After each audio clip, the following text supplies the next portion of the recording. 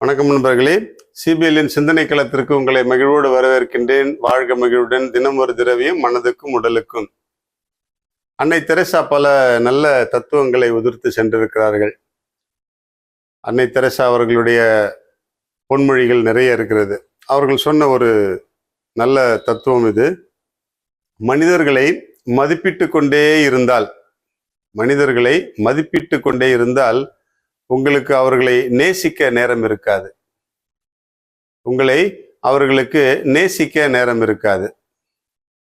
இந்த சிந்தனை வாசிக்கும் பொழுது பயங்கரமா இருந்துச்சு.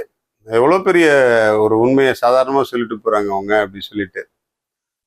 நம்ம எப்பவுமே எல்லாரையுமே பார்த்த உடனே அவர்களை அன்பு செய்வதற்கு பதிலாக அவங்களுக்கு ஒரு வேல்யூஷன் போட்டுக்கிட்டே இருப்போம்.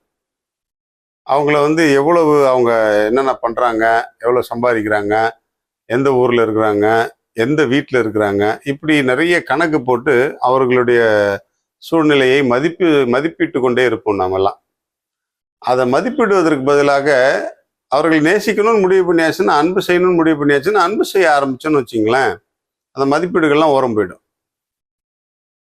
நிறைய வாழ்க்கைகளில் நிறைய பிரச்சனைகள், குடும்பங்கள்லேயும் சரி, கணவன் மனைவி இடத்துல சரி, அல்லது காதலிக்கிறவர்களுடைய வாழ்க்கையில சரி, அல்லது நண்பர்களிடத்திலும் சரி, நிறைய பிரச்சனைகள் வர்றதுக்கு காரணமே இதுதான். அன்பு ஒரு பக்கம் இருக்கும், ஆனா இன்னொரு பக்கம் மதிப்பீடு செய்யக்கூடிய பண்பு ஒரு பக்கம் இருக்கும். அவன் நல்லவனா கெட்டவனா, அவன் சம்பாதிக்கிறது கரெக்டா சேமிக்கிறானா அல்லது வேற ஊதாரித்தனமா செலவு பண்றானா, அவனுடைய வாழ்க்கையை சரியா பார்த்துக்கிறானா, அக்கறையோடு செய்கிற விஷயங்கள் தான். ஆனால் வேல்யூஸ் அவங்கள மதிப்பிட்டு கொண்டே இருக்கணும்னு வச்சிங்களேன், அதுக்கு சரியான சோர்ஸ் இருக்காது. அன்கண்டிஷனல் லவ் அவங்க அதான் சொல்லுவாங்க. அன்னை தெரசா அவர்கள் அதான் சொல்லுவாங்க, அன்கண்டிஷனல் லவ், நிபந்தனையற்ற அன்பு. அப்போதான் ஒருத்தரை நம்ம தாங்கி பிடிக்க முடியும். ஆனால் அந்த நிபந்தனையற்ற அன்பு ஏமாளித்தனமாக மாறக்கூடாது. அதில் கொஞ்சம் எச்சரிக்கையாக நடந்துக்கணும். நம்மை ஏமாற்றி செல்பவர்களிடத்தில் நாம் நிபந்தனையற்ற அன்பை காட்டுவது நமக்கு பெரிய ஏமாற்றமாகவே முடிந்துவிடும். அதனால் அன்பு செய்வோம். எல்லோரையும் அன்பு செய்யதான் இவ்வுலகத்தில் நாம் படைக்கப்பட்டிருக்கிறோம். அன்பு செய்வதற்காகவே தான். அதைத்தான் அன்னை தெரசா செய்து கொண்டே இருந்தார்.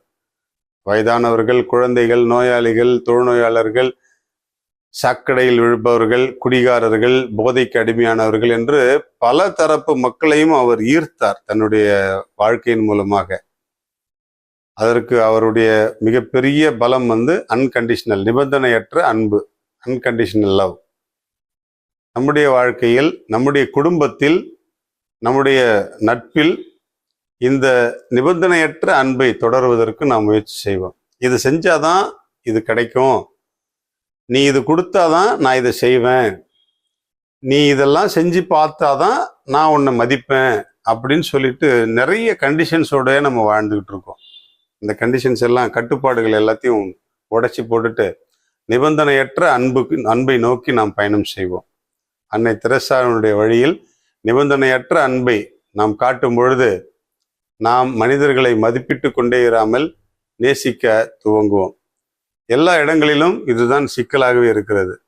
அன்பு முதலில் தோன்றுவது போல் தோன்றி அடுத்த நிலைக்கு தள்ளப்படுகிறது. அதற்கு முன்னால் பணமோ அல்லது மதிப்போ அல்லது பதவியோ அந்த அன்பை புறந்தள்ளி விடுகிறது. நாம் மனிதர்களை மதிப்பிட்டு கொண்டே இருந்தால்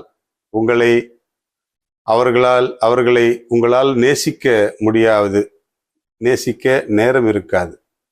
அன்னை தெரசாவினுடைய அழைப்பை ஏற்றுக்கொள்வோம். நிபந்தனையற்ற அன்பை, குறிப்பாக நம்முடைய குடும்பங்களில் நிபந்தனையற்ற அன்பை செலுத்துவதற்கு, கொடுப்பதற்கு முன்வருவோம். வாழ்க மகிழ்வுடன். கொய்யாப்பழத்தினுடைய தன்மை மிக நல்லது. யாருக்கு அப்படின்னு சொன்னால் சர்க்கரை நோயாளிகளுக்கு.